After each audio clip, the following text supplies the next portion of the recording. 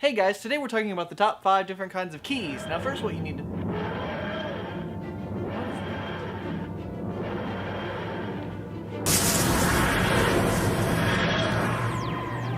Hello?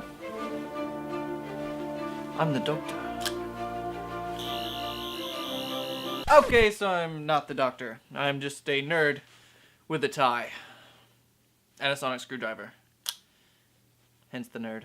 I'm sorry for confusing you. But I am one excited nerd because the Doctor Who 50th anniversary is but days away. This show will feature Matt Smith and David Tennant together for the first time. I shall be going to see this show in the theaters. They're showing a TV show in the movie theaters. What? I think my geek brain is in danger of exploding. So, to celebrate the occasion, today I will be counting down my top 5 favorite episodes of new Doctor Who. Now, before you get all snubby on me, I do watch classic Doctor Who, but I have not seen every serial of classic Doctor Who, so I do not want to be unfair to that classic series. Maybe one day I'll see all 5 billion of the classic episodes, but I have seen every episode of new Doctor Who at least twice. Lord, I'm a nerd. So here we go. Allons-y. Number 5. Dinosaurs on a spaceship. Whoever thought of this concept is a genius, and the title alone is perfect. There's no need for any clever wording here. If there were just 4 words that could stir up the childhood awesomeness within me, it is Dinosaurs on a Spaceship. The episode is really good beyond its initial premise as well.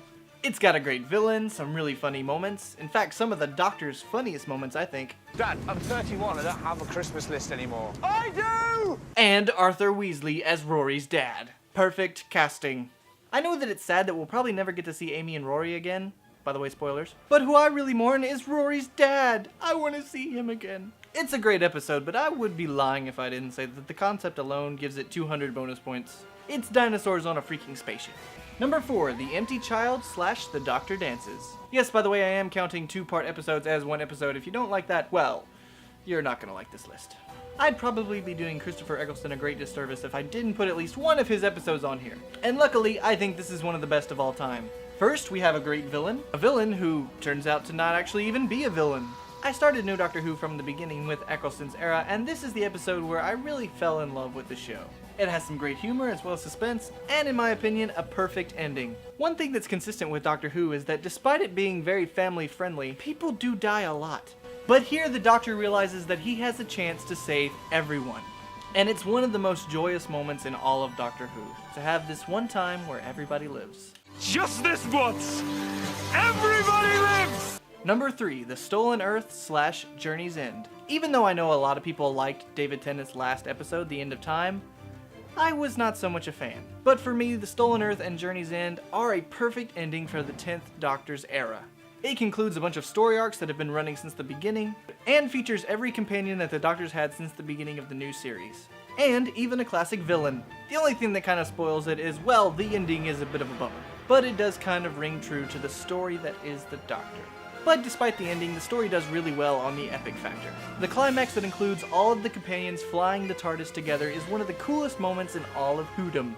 Number 2, The Silence in the Library / The Forest of the Dead. Man, those are 2 creepy titles. Okay, so maybe I'm a sucker for giant libraries, but how about an entire planet that's a library? I'm also a sucker for scary villains. And what's scarier than the freaking Vashna Narada?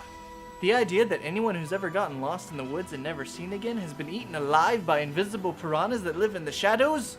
Ugh. Even creepier is the chick with the warped face hiding behind the veil. Yeah, that'll give you nightmares. Plus, with the introduction of River Song, we get the view of a much bigger story just beyond the horizon. Personally, I think the Doctor should go back to that library planet. I mean, what's more fun than being chased through a giant library? And now, the honorable mentions.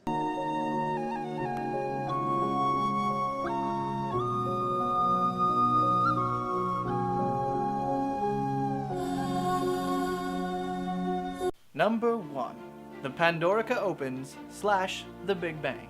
Finally, writer Stephen Moffat gets to stretch his wings and write his first season finale. In part 1, we've got every enemy that the Doctor ever knew, save for the Master probably, coming for him. And yet with what might be one of the most epic speeches of all time, they all stop and wait simply because they know of what the Doctor is capable of. And then part 2 is just awesome, timey-wimey fun. Basically, the show does what it does best. It plays around with time travel and is always one step ahead of you. Director Toby Hayes, who also directed an episode of Sherlock, cited that he got a lot of influences on this episode from a lot of classic Spielberg movies. And you can really tell it in this episode. It's fun, it's emotional, it's action-packed. It's everything that I love about Doctor Who. It's wibbly-wobbly, timey-wimey. And now it's time to wait a couple more days until the 50th anniversary. Unless I had a TARDIS. I don't.